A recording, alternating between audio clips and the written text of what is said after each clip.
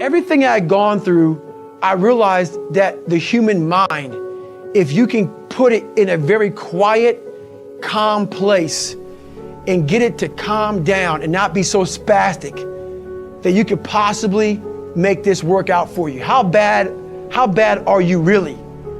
So I calmed myself down and I had to make this enormous thing small. I had 30 more miles to run and my body was in the worst shape in my entire life, the worst pain I ever felt in my life. So I broke this 30 miles thing down. I broke it down to small chunks. I calmed my mind down. I had to get water, had to get potassium, had to get sodium. I had to stop being so dizzy because I had to be able to stand up. So my dizziness went away after about an hour. I was able to stand up now. And I was going around this track at like 30-some minute mile. And I'll never get my crew person saying, hey, I got to mile 81. They said, you're not gonna make the time. I had 24 hours and I was going so slow, taking so much time. This is when I realized that the human mind, once everything gets connected, once the mind knows you're not gonna quit something, it's gonna try to find more. It's gonna try to give you more. Once it realizes you're not gonna take the path of least resistance, you're gonna stay here until it's done. My mind and my body and my spirit became one for the first time ever. For the first time ever, it became one. And I went to a level that I never thought was humanly possible for myself or anybody else. In that shape that I was in, I was able to run 19 miles. And I ran 19 miles, did 100 miles, actually did one more mile. I did 101 miles in 18 hours and 56 minutes. I'd overcome so many obstacles in my life, and this was the final crucible for me. And I got through it. And at the end of this race was such clarity to me. And it was just the most amazing thing I ever do in my life. I was at the very edge of my capability and wasn't sure that I could take one more step. I felt like I drained 99% from my tank at least. My gas light was on, my engine shuddering, yet I knew I had to find more if I was going to finish this race and get myself into bad water. But how do you push yourself when pain is all you feel with every step? When agony is the feedback loop that permeates each cell in your body, begging you to stop. That's tricky because the threshold for suffering is different for everybody. What's universal is the impulse to succumb, to feel like you've given everything you can and that you are justified in leaving a job undone. By now, I'm sure you can tell that it doesn't take much for me to become obsessed. Some criticize my level of passion, but I'm not down with the prevailing mentalities that tend to dominate American society these days. The ones that tell us to go with the flow or invite us to learn how to get more with less effort. Fuck that shortcut bullshit. The reason I embrace my own obsessions and demand and desire more of myself is because I've learned that it's only when I push beyond pain and suffering, past my perceived limitations, that I'm capable of accomplishing more physically and mentally. In endurance races, but also in life as a whole. And I believe the same is true for you. The human body is like a stock car. We may look different on the outside, but under the hood we all have huge reservoirs of potential and a governor impeding us from reaching our maximum velocity.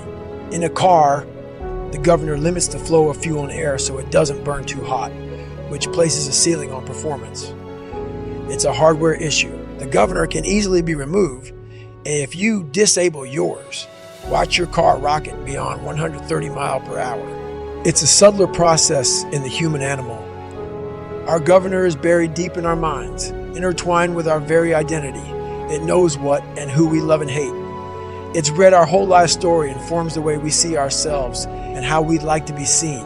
It's the software that delivers personalized feedback in the form of pain and exhaustion, but also fear and insecurity. And it uses all of that to encourage us to stop before we risk it all.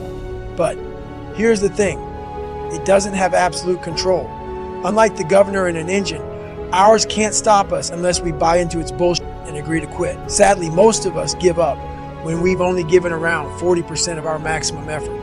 Even when we feel like we've reached our absolute limit, we still have 60% more to give. That's the governor in action. Once you know that to be true, it's simply a matter of stretching your pain tolerance, letting go of your identity and all your self-limiting stories so you can get to 60%, then 80% and beyond without giving up. I call this the 40% rule. And the reason it's so powerful is that if you follow it, you will unlock your mind to new levels of performance and excellence in sports and in life. And your rewards will run far deeper than mere material success. The 40% rule can be applied to everything we do, because in life, almost nothing will turn out exactly as we hope.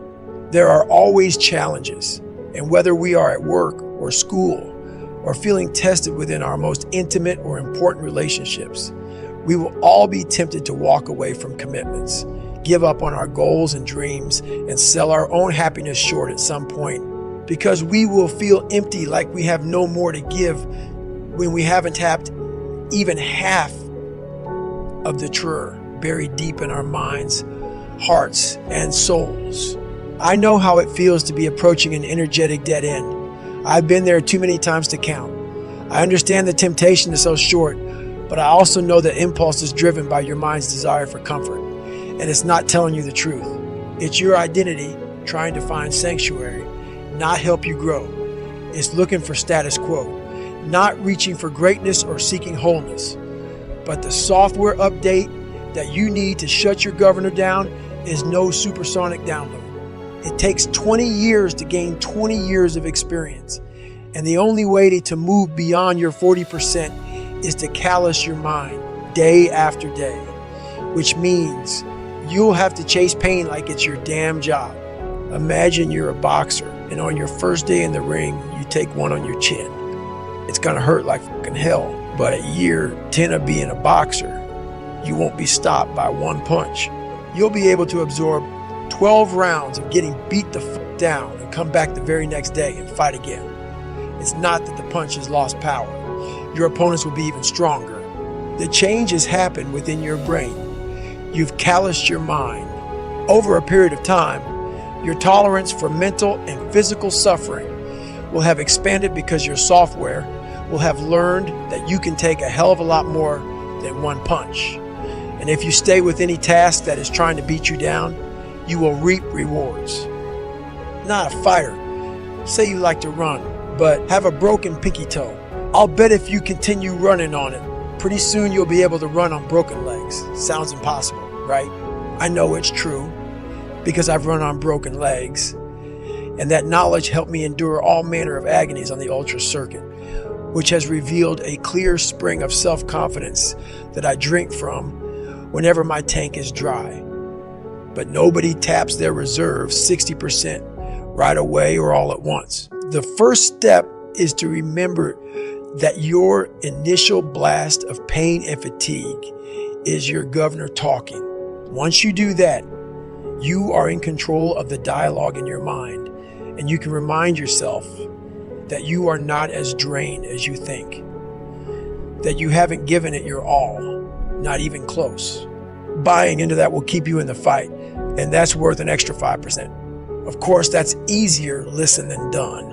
It wasn't easy to begin the fourth lap of the Hurt 100, because I knew how much it would hurt. And when you are feeling dead and buried, dehydrated, wrung out, and torn the fuck up at 40%, finding that extra 60% feels impossible. I didn't want my suffering to continue. Nobody does. That's why the line fatigue makes cowards of us all. It's true as shit. Mind you, I didn't know anything about the 40% rule that day. The Hurt 100 is when I first started to contemplate it, but I had hit the wall many times before, and I had learned to stay present and open-minded enough to recalibrate my goals, even at my lowest. I knew that staying in the fight is always the hardest and most rewarding first step. Of course, it's easy to be open-minded when you leave yoga class and are taking a stroll by the beach, but when you're suffering, keeping an open mind is hard work. The same is true if you are facing a daunting challenge on the job or at school. Maybe you are tackling a 100-question test and know that you bricked the first 50. At that point, it's extremely difficult to maintain the necessary discipline to force yourself to keep taking the test seriously. It's also imperative that you find it, because in every failure, there is something to be gained, even if it's only practice for the next test you'll have to take, because that next test is coming. That's a guarantee. The 1 second decision is, I had to live through that 1 second decision several times during this race. So this race took me 100 and some hours, okay? And this is what people don't get.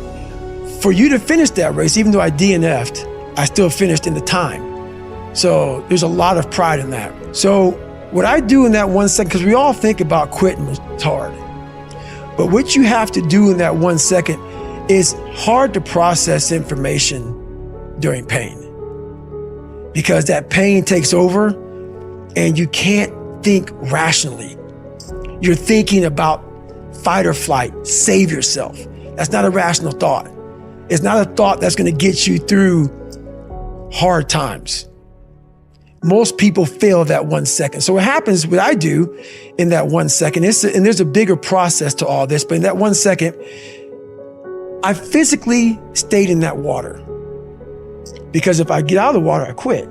So I physically stay in the water, but mentally, I'm on the beach with the instructors.